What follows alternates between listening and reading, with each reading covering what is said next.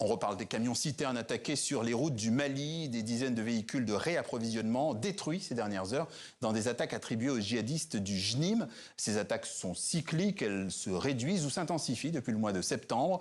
L'objectif des assaillants étant de bloquer l'approvisionnement en carburant du Mali, pays enclavé, très dépendant des importations venues de la route. Bonsoir Serge Daniel, vous êtes notre correspondant TV5 Monde dans la région du Sahel. Serge, il y avait moins d'attaques de camions-citernes ces derniers temps et là, ça reprend maintenant. Pourquoi ?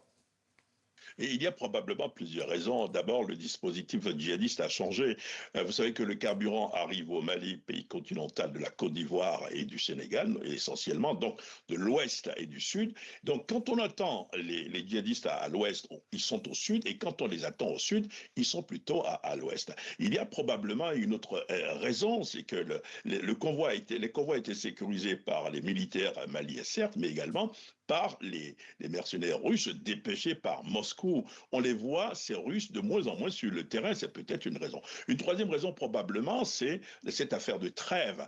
Le Mali aurait signé une trêve avec les djihadistes. Bamako n'a pas confirmé, mais les djihadistes expliquent qu'ils discutent avec le gouvernement.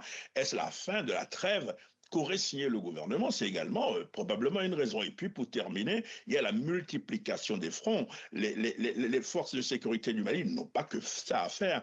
Elles ont assuré la sécurité des populations. Donc, il y a peut-être toutes ces raisons qui justifient la reprise des attaques. Et face à tout cela, comment réagissent officiellement les autorités à Bamako ? Alors, ce qui est quand même à remarquer, c'est qu'il n'y a pas de communiqué officiel sur ces différentes attaques. Alors, une source gouvernementale sécuritaire nous a dit que l'objectif du gouvernement aujourd'hui est d'assurer la sécurité, l'approvisionnement du Mali, surtout que le mois de Ramadan va commencer bientôt en ce mois de février. La même source explique que des dispositifs ont été quand même pris puisque de nouvelles armes, notamment des drones, ont été fournis, ont été mis à la disposition ces derniers jours à la disposition de l'armée pour faire face à la situation. Voilà ce qui se dit à Bamako dans les milieux officiels. Précision de Serge Daniel, notre correspondant TV5 Monde au Sahel. Merci à vous.